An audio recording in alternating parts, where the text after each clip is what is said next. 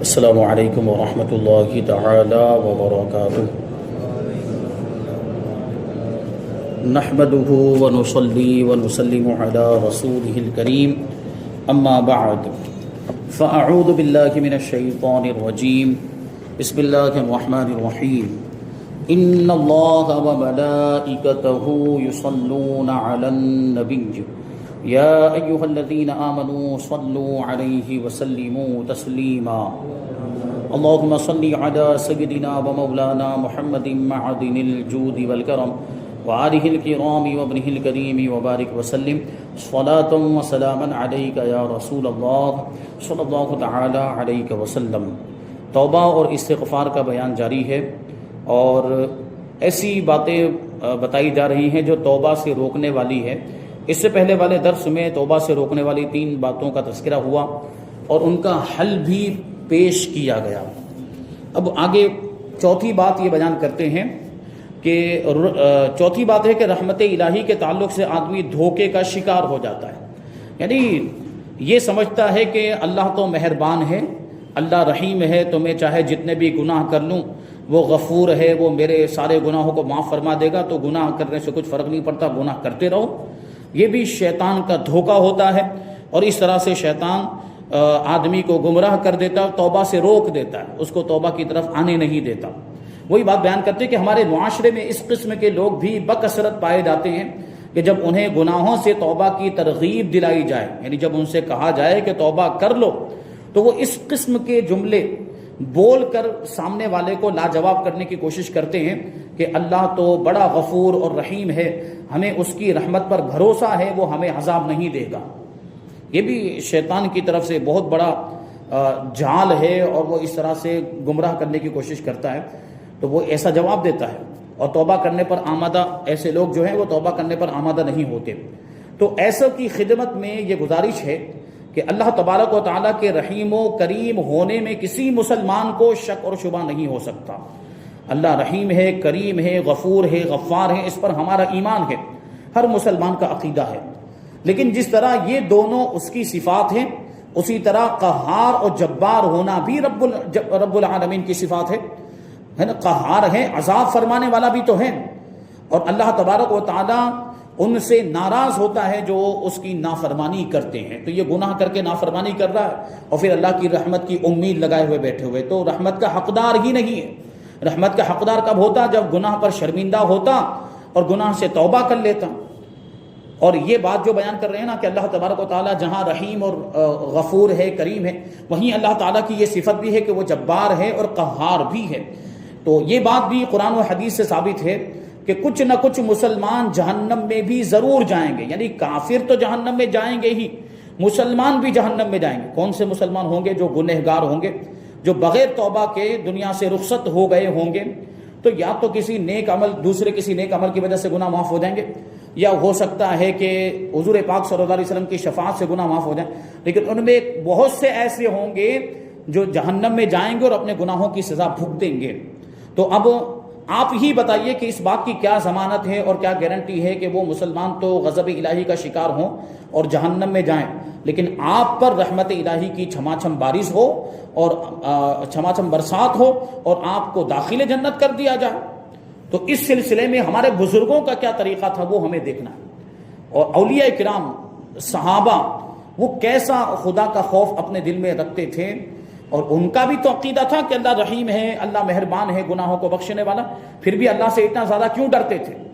تو یہ کیفیت ہونی چاہیے، یعنی رحمت کی امید بھی ہونی چاہیے اور عذاب کا ڈر بھی ہونا چاہیے، دونوں چیزیں ہونی چاہیے۔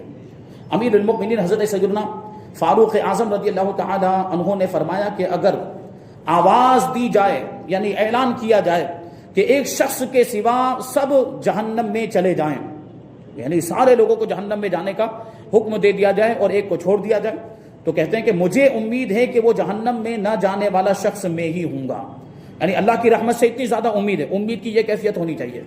اور اگر اعلان کیا جائے کہ ایک آدمی کے علاوہ سب جنت میں داخل ہو جائیں، یعنی ایک کو چھوڑ کر سب جنت میں پہنچ جائیں، تو مجھے خوف ہے کہ کہیں وہ ایک جنت میں نہ جانے والا، جنت سے محروم رہنے والا کہیں میں تو نہیں۔ یہ حضرت فاروق اعظم فرما رہے ہیں، کون؟ جو اسلام کے دوسرے خلیفہ ہیں اور کتنی شان ان کی عرفہ و اعلیٰ ہے، وہ یہ کہہ رہے ہیں کہ اگر یوں کہا جائے کہ سب جنت میں چلے جائیں ایک کو چھوڑ کر، تو مجھے ڈر ہے کہ کہیں وہ ایک میں تو نہیں، اور ہم اور آپ بے خوف ہو جاتے ہیں اور اللہ کی رحمت کی امید میں ہی اتنے زیادہ یہ ہو جاتے ہیں غافل کہ پھر نیکیوں کی طرف نہیں آتے، توبہ کی طرف نہیں آتے۔ دوسرا واقعہ، امیر المؤمنین حضرت سیدنا مولا کائنات علی مرتضیٰ شیر خدا کرم اللہ تعالی وجہہ الکریم نے اپنے صاحبزادے سے فرمایا کہ اے بیٹے، اللہ تعالیٰ سے ایسا خوف رکھو کہ تمہیں گمان ہونے لگے کہ اگر تم تمام اہل زمین کی نیکیاں اس کی بارگاہ میں پیش کرو تو وہ انہیں قبول نہ کرے، اور اللہ سے ایسی امید رکھو کہ تم سمجھو کہ اگر سب اہل زمین کی برائیاں لے کر اس کی بارگاہ میں جاؤ گے تو بھی تمہیں بخش دے گا۔ یعنی بخشش کی امید بھی ایسی ہونی چاہیے اور خدا کے عذاب کا ڈر بھی ایسا ہونا چاہیے۔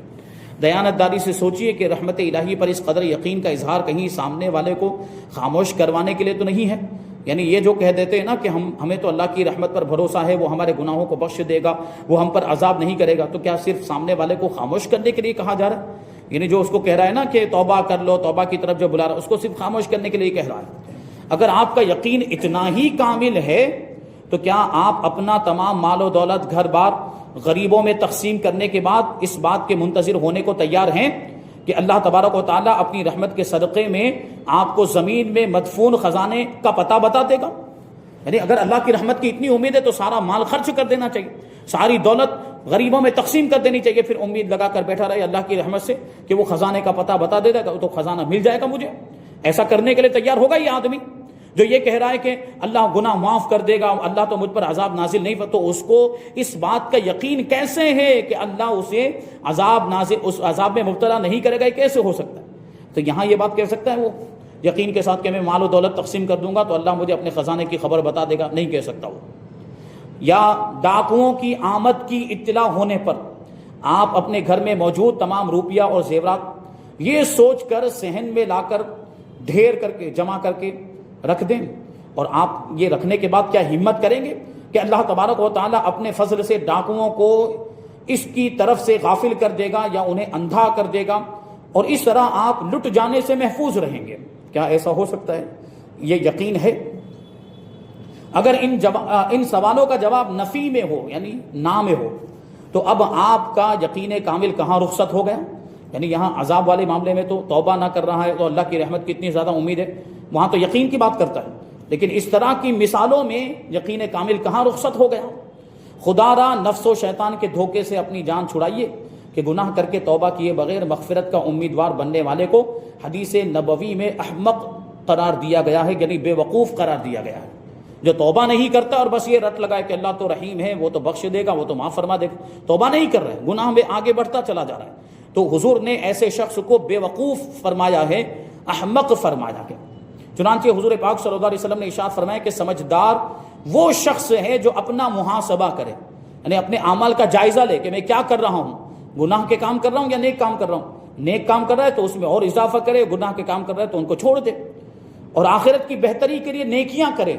عقل مند شخص وہ ہوتا ہے، اور احمق اور بے وقوف وہ ہے جو اپنے نفس کی خواہشات کی پیروی کرے اور اللہ تبارک و تعالیٰ سے انعام آخرت کی امید رکھے، یعنی شیطان کے کہنے پر چل رہا ہے، گناہ کے کام کر رہا ہے، نافرمانی والے کام کر رہا ہے، خواہشات نفسانی کی پیروی کر رہا ہے، اور یہ امید رکھتا ہے کہ آخرت میں اسے انعام ملے گا، آخرت میں اللہ راضی ہو جائے۔ کیسے ہوگا؟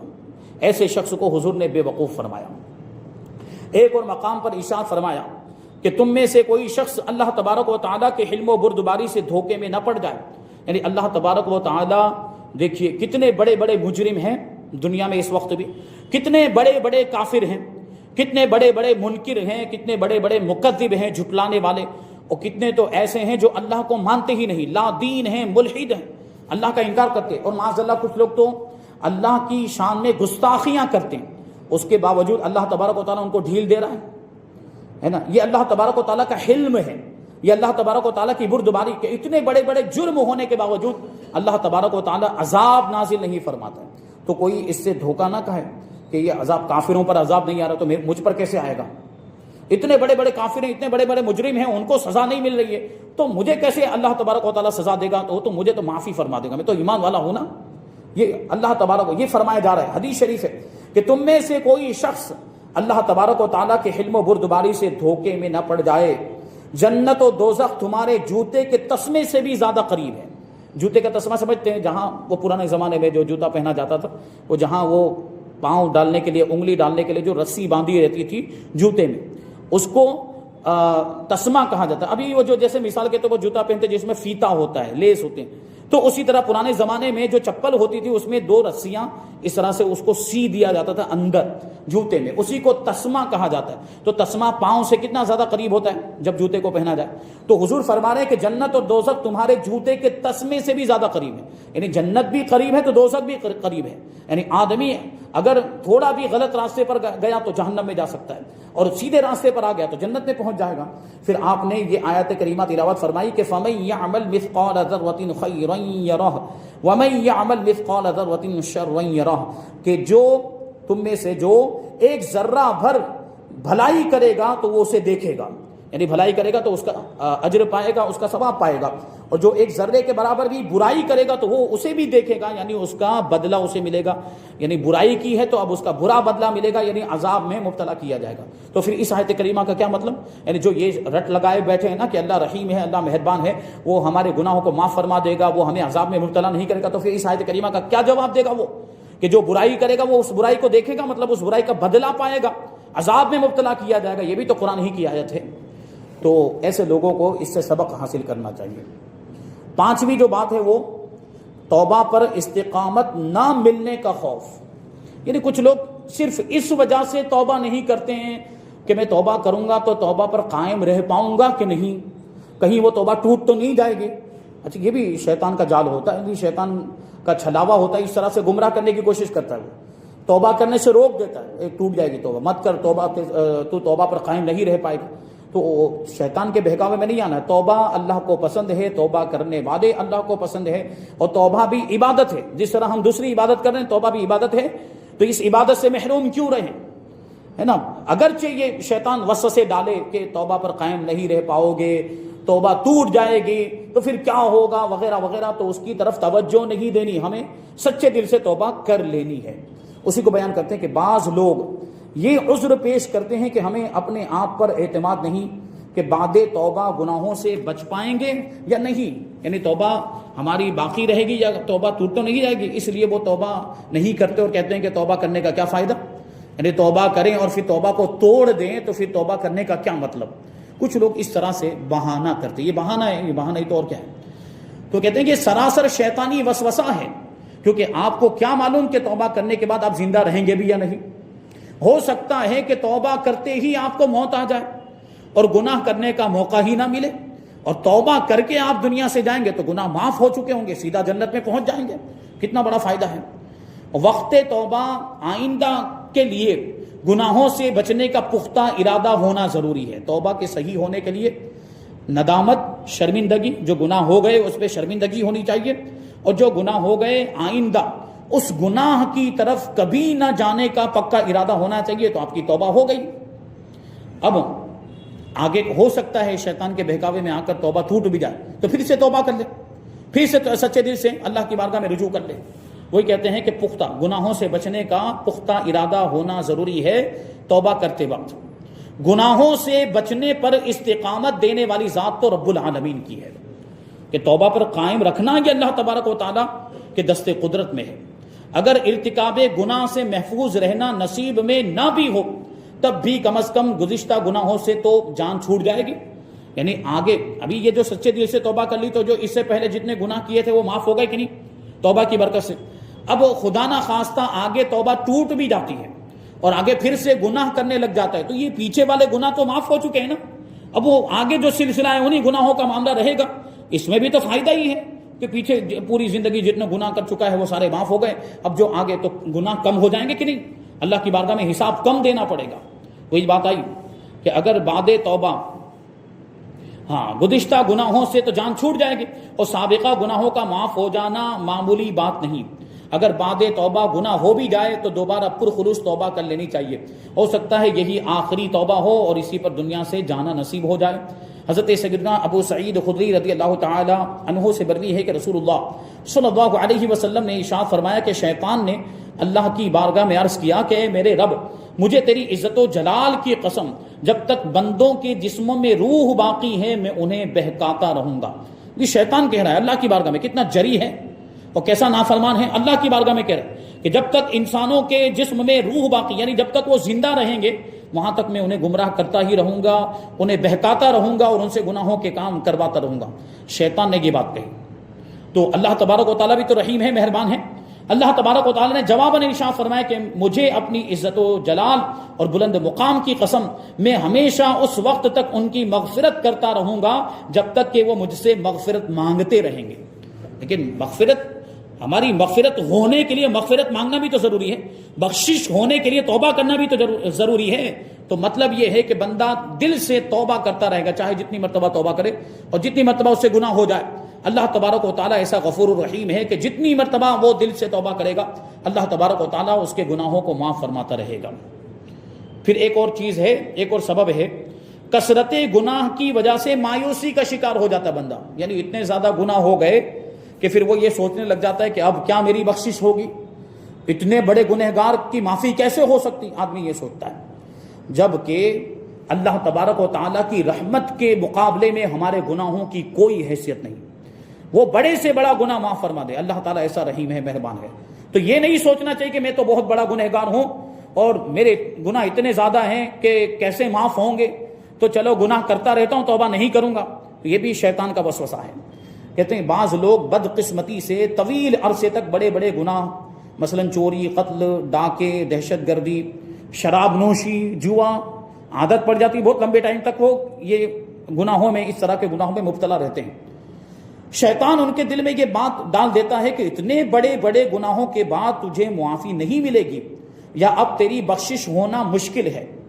علم دین سے محروم یہ افراد مایوسی کا شکار ہو کر گناہوں پر مزید دلیر ہو جاتے ہیں، یعنی اور زیادہ وہ گناہ کرنے لگتے ہیں اور توبہ سے محروم رہتے ہیں کہ جب اب میری توبہ قبول ہونے والی ہی نہیں ہے تو میں توبہ کیوں کروں. وہ آپ نے واقعہ سنا ہوگا نا کہ 99 قتل کیے تھے بنی اسرائیل میں ایک شخص نے، اور اللہ نے توفیق عطا فرمائی، دل میں خوف پیدا ہوا، توبہ کرنے کے لیے نکلا تو ایک آدمی راستے میں مل گیا، وہ جانکار نہیں تھا، وہ نیم حکیم خطرہ جان، نیم مولوی خطرہ ایمان.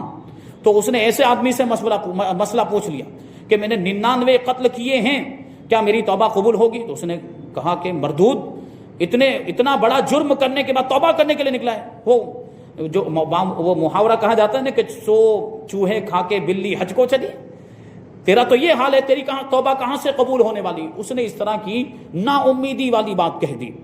تو اب اس کو غصہ آ گیا، 99 تو کر ہی چکا تھا، اس کو بھی اڑا دیا، اس کی بھی گردن اڑا دی، تو 100 ہو گئے، 100 قتل ہو گئے. اب اس کے بعد پھر کچھ عرصے کے بعد اسے توفیق ملی اور پھر توبہ کرنے کے ارادے سے نکلا. اب کی مرتبہ پہنچا ہے تو ایک عالم کامل کے پاس پہنچا، جو عالم تھے، باعمل تھے اور علم میں مکمل تھے. ان کے پاس پہنچا اور مسئلہ پوچھا کہ میں نے 100 قتل کر دیے ہیں تو کیا میری توبہ قبول ہوگی؟ تو اس نے کہا 100 قتل تو بہت چھوٹے، اس سے بڑا بھی اگر کوئی جرم ہوتا اللہ کی رحمت کے مقابلے میں کوئی حیثیت نہیں رکھتا. تم سچے دل سے توبہ کرو تو اللہ اتنے بڑے گناہ کو بھی معاف فرما دے گا. وہ عالم دین نے کہا کہ تم بیت المقدس چلے جاؤ، وہاں پر جو نیک اور صالحین رہتے ہیں، جو اللہ کے نیک بندے رہتے ہیں، ان کی بارگاہ میں رہ کر توبہ کرو تو انشاءاللہ تمہاری توبہ قبول ہو جائے گی اور تمہارے سارے گناہ معاف ہو جائیں گے. پھر وہ واقعہ ہے کہ راستے میں ہی اس کا انتقال ہو گیا تھا، رحمت کے فرشتے آ گئے، عذاب کے فرشتے آ گئے. وہ واقعہ اس سے پہلے کبھی میں نے سنایا ہے. تو دیکھیے کچھ لوگ اس وجہ سے بھی توبہ سے محروم رہتے ہیں کہ گناہ بہت زیادہ ہو گئے ہیں تو کیسے معاف ہوں گے. ایسوں سے عرض ہے کہ اللہ کی رحمت سے مایوس نہیں ہونا چاہیے. اللہ تبارک و تعالیٰ کا تو ارشاد ہے لا تقنطوا من رحمت اللہ ان اللہ یغفر الذنوب جمیعا، کہ اللہ کی رحمت سے نا امید نہ ہو، بے شک اللہ سارے گناہوں کو معاف فرما دیتا ہے، بڑے سے بڑے گناہ کو بھی معاف فرما دیتا ہے. رحمت خداوندی کس طرح اپنے امیدوار کو آغوش میں لیتی ہے، اس کا اندازہ یہ ان روایتوں سے آپ لگا سکتے ہیں. حضور پاک صلی اللہ علیہ وسلم کا فرمان ہے، مسلم شریف کی حدیث ہے کہ اللہ تبارک و تعالیٰ اپنے بندوں سے اس سے کئی زیادہ مہربان ہے جتنا کہ ایک ماں اپنے بچے پر شفقت کرتی.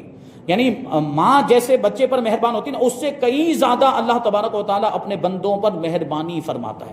ماں اپنے بچوں کو تکلیف میں نہیں دیکھنا چاہتی، تو اللہ تبارک و تعالیٰ بھی چاہتا ہے کہ بندے عذاب سے بچ جائیں، جہنم سے بچ جائیں. وہ تو چاہتا ہے کہ بندہ توبہ کرے، اور جیسے ہی بندہ توبہ کرتا ہے اللہ کی رحمت متوجہ ہوتی ہے اور اس کے گناہ معاف ہو جاتے ہیں اور اللہ تعالیٰ اسے جنتی بنا دیتا ہے. دوسری حدیث حضور پاک صلی اللہ علیہ وسلم نے فرمایا کہ اللہ تبارک و تعالیٰ کی 100 رحمتیں ہیں. کتنی؟ 100 رحمتیں ہیں. 99 رحمتیں اس نے قیامت کے دن کے لیے رکھی ہوئی ہیں، اور دنیا میں صرف ایک رحمت کو ظاہر فرمایا. دنیا میں کتنی رحمت کو؟ 100 میں سے صرف ایک رحمت کو ظاہر فرمایا ہے، اور ساری مخلوقات کے دل اسی ایک رحمت کے باعث رحیم ہے.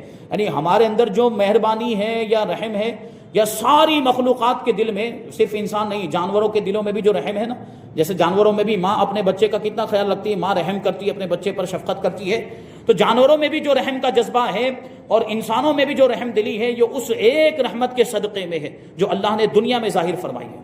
ماں کی شفقت و محبت اپنے بچے پر، اور جانوروں کی اپنے بچوں پر ممتا، یہ اسی رحمت کے باعث ہے. قیامت کے دن، یعنی یہ ایک رحمت ہے، اس کے جلوے ہم دیکھ رہے ہیں، اور قیامت کے دن اللہ تبارک و تعالیٰ ان 99 رحمتوں کے ساتھ اپنی رحمت کو جمع کر کے مخلوق پر تقسیم کر اللہ تبارک قیامت کے دن ان 99 رحمتوں کے ساتھ اس ایک رحمت کو جمع کر کے مخلوق پر تقسیم کیا جائے گا، اور ہر رحمت زمین و آسمان کے طبقات کے برابر ہوگی.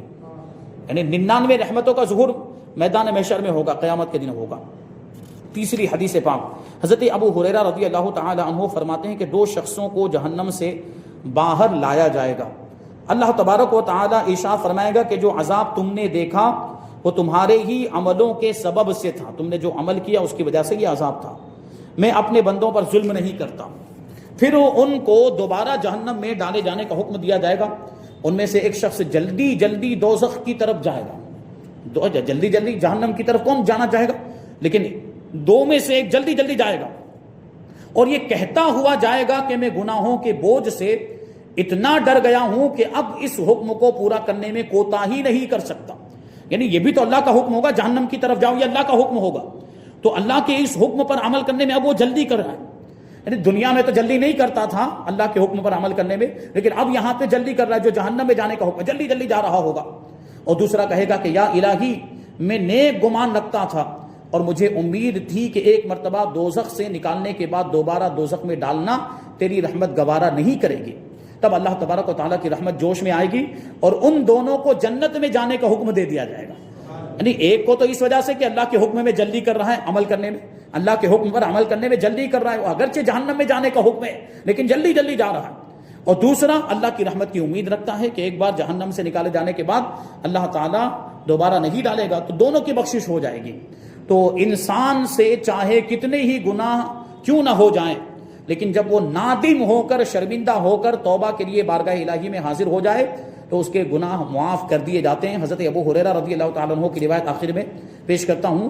حضور پاک صلی اللہ علیہ وسلم نے فرمایا کہ اگر تم گناہ کرتے رہو یہاں تک کہ وہ گناہ آسمان تک پہنچ جائیں، یہ ہو تو سکتا نہیں ہے، کوئی اتنے بھی گناہ کیسے کرے گا کہ گناہ آسمان تک پہنچ جائے، لیکن مان لو بالفرض کوئی اتنے زیادہ گناہ کر ڈالے کہ اس کے گناہ کہاں تک پہنچ جائیں؟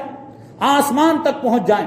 پھر تم توبہ کرو، یعنی سچے دل سے توبہ کرو، تب بھی اللہ تبارک و تعالیٰ تمہاری توبہ کو قبول فرمائے گا. یعنی اگر اتنے زیادہ بھی گناہ ہے نا تو وہ بھی اللہ تبارک و تعالیٰ معاف فرما دے گا. تو بہرحال اور بھی کچھ باتیں ہیں توبہ سے روکنے والی چیزیں ہیں، اور ان کے حل انشاءاللہ اس کو ہم آئندہ درس میں شامل کریں گے. اللہ تبارک و تعالیٰ کی بارگاہ میں دعا ہے کہ جو کچھ بھی بیان ہوا اس پر ہم سب کو عمل کرنے کی توفیق عطا فرمائے، شریعت کے مطابق زندگی گزارنے کی توفیق عطا فرمائے، ایمان کی سلامتی عطا فرمائے، اور ایمان پر ہی ہم سب کا خاتمہ فرمائے. وما علینا الا البلاغ.